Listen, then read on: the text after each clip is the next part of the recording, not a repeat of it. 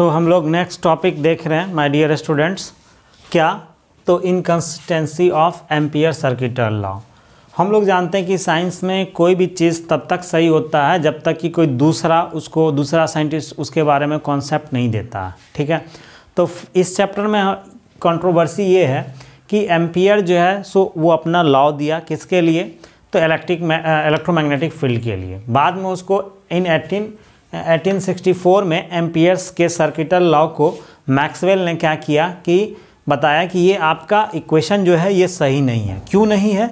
तो इस इक्वेशन में हम लोग आगे जा कर के पढ़ेंगे कि एम्पियर सर्किटल लॉ में कि S1 क्लोज लूप के लिए सरफेस एरिया के लिए क्या होता है ना कि ये रूल जो लिखा गया है किसके द्वारा, तो ये एम्पियर सर्किटल लॉ के थ्रू, मतलब एम्पियर के थ्रू ये सही होता है। लेकिन अगर सरफेस S2 के ले लेते हैं तो वहाँ पे कंडक्शन करंट का वैल्यू 0 हो जाता है। That means close integration of B.dl बराबर क्या हो जाता है, 0 हो जाता है, जो कि ये गलत हो जाता है। ठीक है, तो इसलिए इस नियम को कहा गया है inconsistency of Ampere circuital law, कि ये रूल जो है सो आपका पूर्ण रूप से सही नहीं है। बाद में जाकर के इसको सही किया मैक्सवेल ने इसको सही किया, जिसको कि हम लोग generalise form of Ampere circuital law बोलेंगे।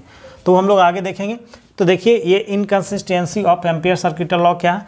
According to Ampere circuital law the line integral of magnetic field B around any closed path is equal to the mu naught times total current I enclosed by that path, that is closed integration of B.dl equal कितना होगा, mu naught I होगा। ठीक है, कि अगर हम क्या करते हैं कि किसी भी क्लोज इंटीग्रेशन लेते हैं किसका, मैग्नेटिक फील्ड का। ठीक है, तो इसका जो प्रोडक्ट होगा हमारा ये किसके बराबर होगा, mu naught into total current of the close path या सर्किट हम बोल सकते हैं, उसके बराबर होता है। ठीक है, तो where I is the steady current और एम्पियर, इसमें जो करंट को कंसीडर किया है वो करंट कौन सा लिया, तो steady current, that means DC current को लिया गया था। ठीक है, तो ये रूल हमारा सरफेस S1 के लिए वैलिड होता है लेकिन S2 के लिए ये वैलिड नहीं होता है। ठीक है, इसीलिए इस रूल को कहा गया inconsistency of Ampere circuital law. बाद में इस रूल को मैक्सवेल ने इसको प्रूव किया। ठीक है, कब, तो 1864 में इसको क्या किया गया, प्रूव किया गया। तो हम लोग इसका जो नेक्स्ट टॉपिक होगा उस टॉपिक में देखेंगे कि मैक्सवेल ने किस तरह से इसको प्रूव किया। तो मैक्सवेल के अकॉर्डिंग आपको सरफेस S1 के लिए भी वैल्यू निकलता, वैल्यू ये जो इक्वेशन से लिखा गया ये वैलिड होता और S2 सरफेस के लिए भी वैलिड होता है। लेकिन अगर हम ओनली एम्पियर्स के अकॉर्डिंग देखेंगे तो ये S1 सरफेस के लिए वैलिड होता है और S2 सरफेस के लिए कंडक्शन करंट का वैल्यू 0 हो जाता है। तो इस कारण से ये जो इक्वेशन S2 के लिए होता, S2 सरफेस के लिए होगा, ये आपको close integration of B.dl equal 0 हो जाता है। किसके लिए, S2 के लिए, S2 क्लोज सरफेस के लिए। ठीक है, तो इसको मैक्सवेल ने कब प्रूव किया था, 1864 में, जो कि हम लोग नेक्स्ट टॉपिक में इसको देखेंगे। ठीक है, तो नेक्स्ट टॉपिक हम लोग देखेंगे इसके बाद।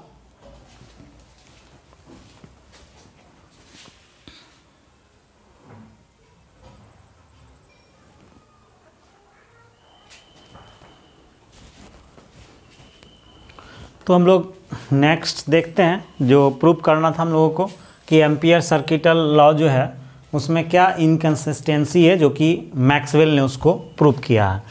तो अकॉर्डिंग टू मैक्सवेल अगर देखेंगे तो मैंने वही लिखा, proof inconsistency of Ampere circuital law by Maxwell. और ये कब प्रूव किया था, मैक्सवेल ने 1864 में एम्पियर सर्किटल लॉ को वो क्या किया, प्रूफ किया इनकंसिस्टेंसी। मतलब ये कि ये जो कॉन्सेप्ट दिया है ये S1 के लिए सही होता है, S2 के लिए गलत हो जाता है। तो कैसे हम लोग उसको देखते हैं। करा to prove this inconsistency consider the charging of a capacitor as shown in figure. हमने क्या किया, आपको ये डायग्राम बनाया है। एक क्लोज सर्किट है और इस क्लोज सर्किट में हमारा क्या हो रहा है कि दो सरफेस एरिया दोनों एक ही सर्किट से जुड़ा हुआ है।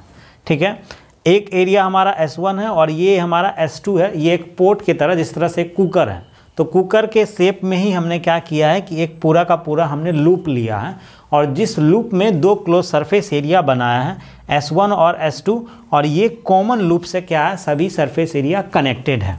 और ये हमने A और B जो लिया है ये कैपेसिटर है। ये क्या है, कैपेसिटर है।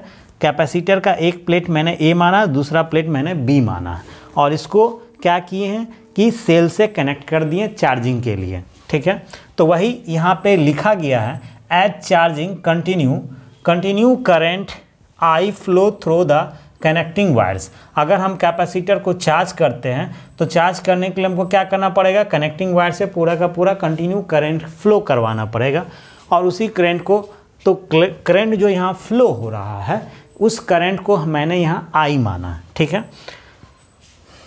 Wire which changing with time. और लेकिन ये जो करंट हमारा क्या हो रहा, जो इसमें पास करवाया जा रहा, ठीक है, जो टाइम टू टाइम हमारा क्या कर रहा, वेरी कर रहा। ठीक है, changing with time.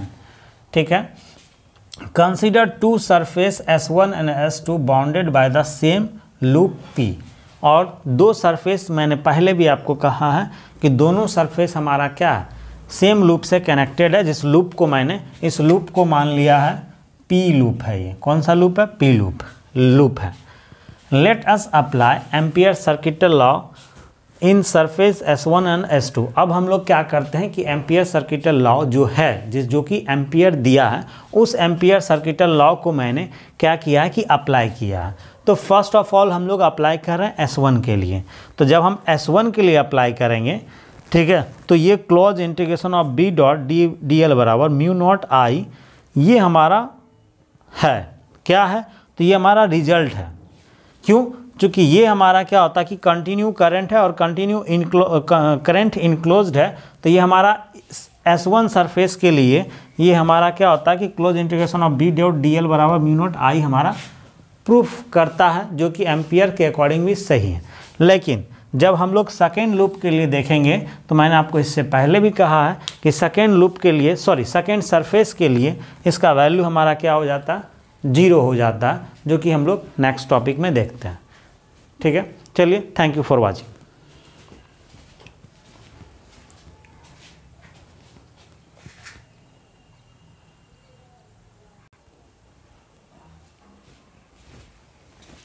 My dear student, अगर हम लोग देखते हैं सरफेस 2 के लिए, तो सरफेस 2 में जो कंडक्शन करंट का वैल्यू होता है वो 0 हो जाता है। तो इसलिए सेकेंड इक्वेशन आपका क्या हो जाएगा, B dot D L equal क्या हो जाएगा, 0 हो जाएगा, जो कि मैंने आगे एक्सप्लेन कर दिया है। इस सरफेस के लिए कंडक्शन करंट का वैल्यू क्या हो जाएगा, 0 हो जाता है। It is because surface S2 does not enclose any conduction current. और ऐसा इसलिए होता है क्योंकि सरफेस S2 में किसी भी तरह का कंडक्शन करंट नहीं होता है। ठीक है, तो हम लोग इक्वेशन फर्स्ट और सेकेंड से बोल सकते हैं, from equation first and second, all two surface S1 and S2 belong to the same loop.